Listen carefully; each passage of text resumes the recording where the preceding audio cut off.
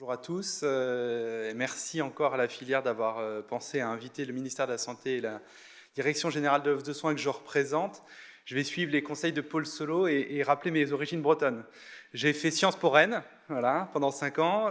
J'ai été après étudiant à l'École des hautes études en santé publique qui est à Rennes, dans la filière des directeurs d'hôpitaux. J'ai une compagne qui est née à Saint-Brieuc, voilà, j'en rajoute un petit peu. Sur une touche un peu moins drôle, son papa a eu une SLA, voilà, donc il a été suivi à Rennes et à Brest. Et d'ailleurs, j'ai pu voir de l'intérieur le professionnalisme à la fois des équipes de Rennes et de Brest, et il est décédé bien le week-end où on a appris la labellisation des centres. Je lui ai appris la labellisation le samedi et le dimanche Inouké, donc voilà, j'ai une petite pensée pour lui forcément aujourd'hui. Et sans transition, je vais vous parler aujourd'hui des financements des centres SLA, qui d'ailleurs on a revu et on a partagé avec la filière et l'association cette réforme du financement. Et puis je vais essayer de vous parler, ça c'est moins facile vu le contexte politique, mais quand même je vais essayer de vous rassurer sur les perspectives de travaux qui nous ont menés à travailler sur le 4e plan maladie rare. Sur le financement des centres, vous pouvez retrouver en fait en ligne l'ensemble des centres qui sont labellisés. Ça, c'était en fin d'année 2023 que c'est paru au bulletin officiel. Vous pouvez retrouver, si vous tapez sur Google ou si vous avez accès à ma présentation, elle est complètement libre de droit, la liste des 603 centres de référence qui sont maintenant labellisés au niveau national et l'ensemble aussi des centres de compétences. Il y en a plus de 1700 donc, qui sont classés par filière. Et donc, ça fait une augmentation quand même de centres financés qui est de 28%, ce qui n'est pas neutre et ce qui, évidemment, a été accompagné, vous allez le voir, de financements supplémentaires. Donc ça, c'est ce qu'on est allé chercher en février 2024, pour financer ces centres. Pour votre filière, qui a d'ailleurs une enveloppe dédiée, donc il y a toujours un coordonnateur, mais il a changé puisqu'il est maintenant, vous le savez tous, à Tours, 3 constitutifs nouveaux et le même nombre de CRC, mais donc il y a une augmentation aussi qui est importante pour votre filière, parce que vous avez maintenant 22 centres de référence ou centres de ressources et de compétences qui sont financés. Et donc ce que je vous ai entouré là, mais vous avez le détail aussi pour les autres filières, c'est ce qu'on est allé chercher avec Anne-Sophie Lapointe, ce qu'on appelle nous en mesures nouvelles, donc c'est-à-dire de l'argent supplémentaire. On a obtenu en février 36 millions d'euros supplémentaires. Dans le contexte budgétaire actuel, c'est pas rien, et ça, c'est assuré pour les 5 ans qui viennent. Quoi qu'il arrive, ça a été vu en réunion interministérielle. Donc, le financement des centres est assuré pour 5 ans, donc voilà, à hauteur de 9,7 millions d'euros pour votre filière. Là où je vous disais, où on a discuté avec la filière de la réforme de financement qui vaut d'ailleurs pour l'ensemble des centres de référence, c'est pas tant sur ce que touche de manière assurée pendant 5 ans les centres, c'est-à-dire la part fixe que vous avez détaillée là, hein, donc pour votre filière, selon que vous êtes coordonnateur, constitutif ou centre de ressources et de compétences, c'est sur la partie part variable qui, par définition, en fonction de l'activité des centres, varie. Donc sans rentrer dans un niveau de détail trop important, avant on était sur un financement qui était sur 3 grands items, qui était la file active de patients, qui était répartie d'ailleurs un peu spécifiquement pour votre filière en pourcentage, les points recherche, donc les points publication, les points SIGAPS qui comptaient, et puis le nombre de réunions, concertations pluridisciplinaires que faisaient les équipes, mais pas en fonction d'un nombre, mais juste en fonction si les équipes en faisaient oui ou si elles n'en faisaient pas, donc c'était un petit peu binaire. On s'est dit qu'il fallait un peu améliorer ça pour l'ensemble des centres, et donc on a revu un petit peu le financement. Donc sur la partie activité, on prend toujours la file active de manière un petit peu moins importante, le volume de consultation, les volumes d'hospitalisation d'ailleurs, que ce soit des hospitalisations complètes ou les hospitalisations de jour, et vous faites beaucoup d'HDJ, et les avis d'experts qui sont donnés par les centres, et là aussi il y en a un certain nombre. Ça, c'est des données qui remontent directement de ce que les médecins ou les attachés de recherche clinique, ou en tout cas ceux qui vous aident à remplir les bases de données pour les centres, ce qui est inscrit dans la base BAMARA. Donc c'est très important évidemment parce que c'est une donnée qui est fiabilisée, ce n'est pas du déclaratif. Sur la partie recherche, les points SIGAP sont déclarés pendant 4 ans. Et puis sur les RCP, je vous le disais, on a essayé d'améliorer les choses. Et donc c'est le nombre de RCP qui compte maintenant, soit au niveau national auquel le centre participe, soit au niveau local si le centre en organise et combien il en organise au niveau de son établissement, au niveau de sa région. Et donc, on a convenu avec la filière, et d'ailleurs, pour les 2 autres filières qui sont spécifiques, qui sont la mucoviscidose et qui sont les maladies hémorragiques, eh bien, on a décidé, vu le volume de centres, vous êtes sur 22 centres et pas sur une centaine de centres, de maintenir la répartition en proportionnel, ce qui permet d'avoir un financement adapté en fonction de l'activité de chacun des centres. Et vous avez vu la répartition à peu près 50-50 sur la part fixe et la part variable. Juste pour le dire, pour les responsables de centre, mais on a quasiment eu l'intégralité des directions là, par mail, ce qu'on délègue en argent, donc en première partie d'année, a pris du retard, non pas du fait des maladies rares, mais des discussions tarifaires qui avaient lieu au niveau hospitalier. Donc vous pouvez nous demander, elle va paraître là, à la toute fin de ce mois, mais en tout cas, on fait toujours un courrier où on détaille centre par centre pour l'ensemble des centres maladies rares, les financements, et donc on l'a fait à la demande des établissements. Ça, c'est juste, voilà, si vous ne l'avez pas eu, sachez que normalement vos directions l'ont eu. Et puis, donc avant de parler du 4e plan, parce que c'est surtout pour ça que je suis venu devant vous, je donne juste le calendrier de ce que doivent remplir les centres. Donc, au 31 mars, on a clôturé la saisie de ce qui est saisi dans Bamara. Au niveau de l'ouverture, c'est là aussi fin juin. Et en septembre et en octobre, les centres puis les directions devront valider le rapport pyramide. Voilà. Ça, c'est les choses à peu près sûres. Sur le 4e plan maladies rares, donc là aussi je vais essayer de brosser à grands traits ce qui est dessiné dans le cadre des travaux du PNMR 4. Déjà rappelé très brièvement, mais vous le savez que ça fait, on va fêter les 20 ans des plans maladies rares. Il y en a eu 3 successifs qui ont vu à travers le 2e plan la structuration des 23 filières de santé maladies rares. Le 3e plan, cher Anne, qui a vu la naissance des plateformes d'expertise maladies rares sur l'ensemble du territoire national et ultramarin. Donc voilà, on voit que le réseau s'est structuré. Vous voyez, 131 centres étaient financés avec le 1er plan. On est à plus de 600 aujourd'hui. Donc on mesure aussi le chemin parcouru et, entre guillemets, l'argent qui est mis sur la table pour les maladies rares au niveau national. Et ça, c'est le fruit du travail associatif, le fruit évidemment de toutes les équipes dans l'ensemble des hôpitaux. Donc, comment on a fonctionné pour un petit peu travailler sur ce 4e plan? Eh bien, côté soins, on a nommé une personnalité, et côté recherche, ministère de la Recherche aussi. Côté soins, c'est le professeur Agnès Linglard qui coordonne une filière autour des maladies des os et du cartilage, et qui a d'ailleurs donné naissance à une plateforme à Paris-Saclay. Donc, c'est Agnès Linglard qui a coordonné la partie soins de ce que vont être les propositions du 4e plan. Et puis côté recherche, c'est le professeur Guillaume Cano, qui lui est néphrologue, qui est à Necker, et qui notamment a replacé une molécule dans le syndrome de Clove. Donc c'est la maladie d'Elephant-Man, pour ceux qui ne connaissent pas. Il a trouvé, en replaçant une molécule, je crois, qui était utilisée pour le cancer, pour traiter une partie de ces malades. Donc là aussi, un des enjeux du 4e plan, c'est autour des accès au traitement et l'accès à l'innovation.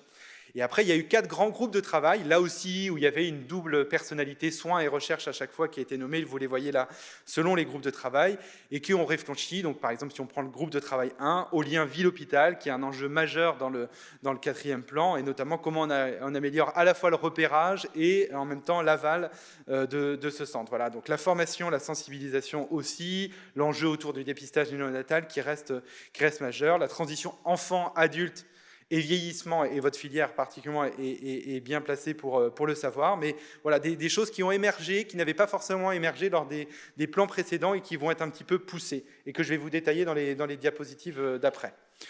En termes de calendrier, et donc c'est ça qui est important, je vous disais le 29 février, à l'occasion de la Journée internationale des maladies rares, on a cranté une mesure, les fameux 36 millions qui ont permis de financer les centres. En avril et en mai, on a eu le document qui nous a été remis par Agnès et Guillaume, les 2 personnalités qualifiées, et qu'on est en train évidemment d'instruire avec les différents ministères.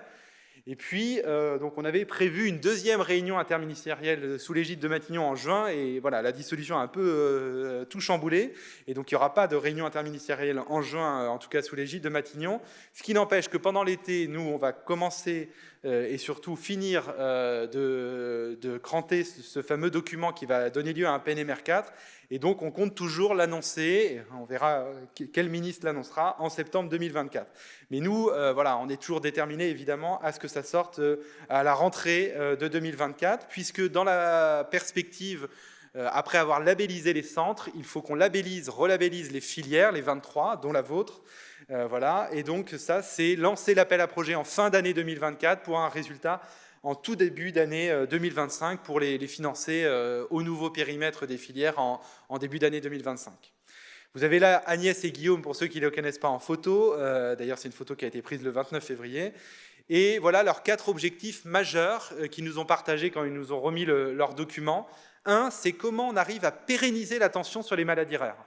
Et c'est vrai qu'on est au 4e plan, on pourrait se dire, voilà, tous les 5 ans, le plan est remis en cause, voilà, les aléas politiques sont ce qu'ils sont, donc est-ce qu'il ne faudrait pas penser des plans sur 10 ans voilà, ils ont parlé de créer un institut maladies rares, créer voilà, quelque chose qui permette de dire, voilà, les maladies rares sont maintenant dans le paysage sanitaire et pas que, et donc voilà, comment on arrive à pérenniser, donc là, ça fait partie des choses qui se discutent, voilà, vers quelle orientation on va être, s'il faut remettre notamment la durée des plans sur une durée un petit peu plus longue.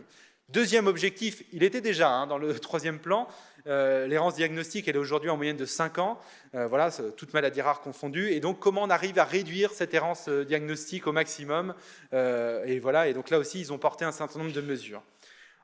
3e objectif qu'ils se sont donnés, non des moindres, on parle beaucoup de simplification administrative, mais comment on arrive à alléger les procédures pour l'ensemble des acteurs.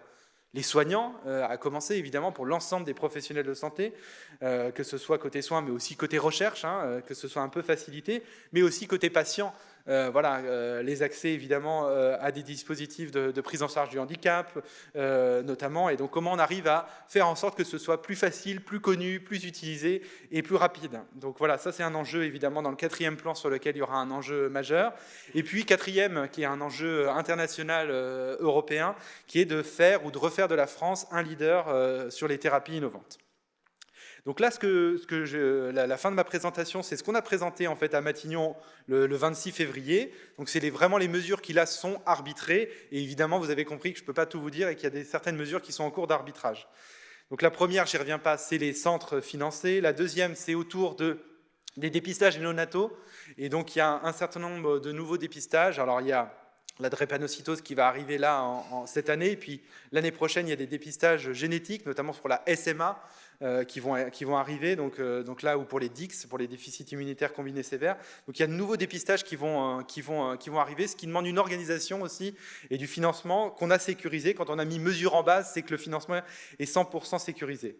La mesure, alors il ne faut pas forcément tenir compte des numéros, parce que ce ne sera pas les numéros qui seront dans le 4e plan. Donc il y aura un groupe de travail qui va être constitué, on verra comment il s'appelle, peu importe, autour de l'information, de la sensibilisation aux maladies rares et de la formation. Et là, on demande, et donc c'est pour ça qu'on voulait un arbitrage en juin, 1,2 million d'euros supplémentaires par rapport à ce qui est dans le plan. Pour vous donner un ordre de grandeur, le plan, il est à peu près de 200 millions d'euros par an avec la mesure qu'on a obtenue. Voilà, et évidemment les 90% sont dédiés au centre et aux filières. La mesure qui est très importante, qui est notamment à destination des plateformes d'expertise maladies rares, du lien avec la ville, pour pérenniser ces plateformes, voilà, on demande 4,2 millions d'euros supplémentaires pour continuer à les financer et pour qu'elles aillent aussi répondre à des appels à projets nouveaux sur la coordination, notamment avec des acteurs médico-sociaux, la ville ou d'autres. L'éducation thérapeutique du patient, je crois que vous en reparlez à l'occasion de ces journées, elles sont aussi très importantes. Donc là aussi, on a toujours sécurisé du financement sur le TP. Il y en a eu 300 programmes de TP qui ont été financés dans le 3e plan. Un enjeu autour de la transition, je vous en parlais, adultes, enfants et vieillissement, et puis l'enjeu autour de la grossesse. Et puis enfin, le lien avec l'Europe, on ne l'oublie pas, puisqu'il y a une action conjointe européenne dont la France est leader sur le data management, qui s'appelle Jardin, donc qui fait le lien avec les ERN et notamment les bases de données au niveau des registres européens. Sur le 2e axe de travail qui est autour du diagnostic, donc vous voyez que la plupart des mesures là aussi sont sécurisées d'un point de vue financier.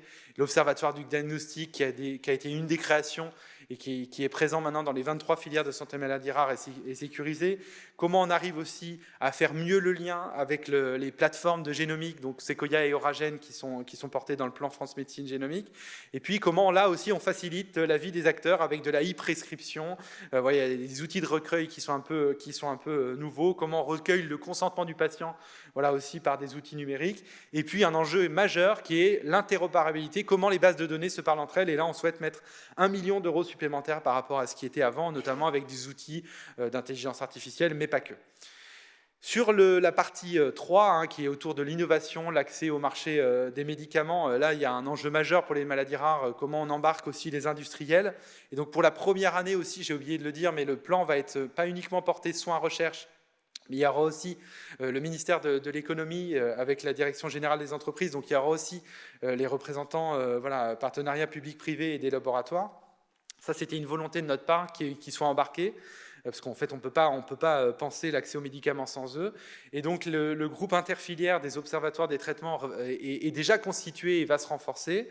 Le set de données minimum traitement voilà, existe déjà et va être poursuivi. Ça, c'est pour les accès précoces, les accès compassionnels pour des thérapies, voilà, notamment pour les maladies rares. Et on souhaite, et c'est déjà le cas dans beaucoup de filières, qu'il y ait un temps de pharmacien qui soit dédié sur ces questions-là. Donc on va remettre aussi 600 000 euros sur la table pour que ces observatoires du traitement soient sécurisés, soient renforcés. Voilà, on va faire de la collecte en données de vie réelle autour des patients, c'est ce qu'on appelle les Patient Reported Outcomes notamment. Et puis il y a tout ce qui est produit et prescrit hors d'autorisation de mise sur le marché, où il y aura un dispositif notamment de pharmacovigilance. Et puis enfin, vous voyez que là, tout est mesure en base, donc c'est sécurisé sur la partie données de santé. On va renforcer notamment la Banque nationale des données maladies rares, son forfait va être revu à la hausse. On avait déjà délégué, dès l'année dernière, 7 millions d'euros supplémentaires à destination à la fois des filières, à la fois des plateformes, pour justement renforcer les moyens qui aident à la saisie dans les bases de données, parce qu'on ne finance pas directement les centres de compétences, donc il faut aussi qu'il y ait des moyens qui puissent les aider. Et puis, il y a le lien avec l'Europe dont j'ai déjà parlé, et quelque chose un petit peu de nouveau qui serait de faire le lien avec les centres de ressources biologiques. Et donc voilà, il y a des collections biologiques qui existent. On aimerait qu'il y ait un portail qui les recense au niveau notamment national et régional, le lien avec les CRB qui sont dans les hôpitaux. Et voilà comment ce qui est prélevé aussi au plus près des patients peut être partagé et connu. Voilà pour ce qui est cranté. Évidemment, c'est un peu frustrant parce qu'il y a certaines mesures dont je ne peux pas vous parler qui sont en cours d'arbitrage. Et voilà, j'aurai l'occasion, j'espère, même si j'ai changé de fonction et que le pôle recherche-innovation regroupe la mission maladies rares. Donc je quitte le monde des maladies rares sans le quitter puisqu'il sera toujours dans le périmètre. Voilà, j'espère qu'on aura l'occasion, soit Anne-Sophie, soit moi, de vous parler plus en détail des autres mesures qu'il y aura dans ce 4e plan qui, on l'espère, vous l'avez bien compris, sera annoncé en septembre. Voilà, merci et n'hésitez pas s'il y a des questions.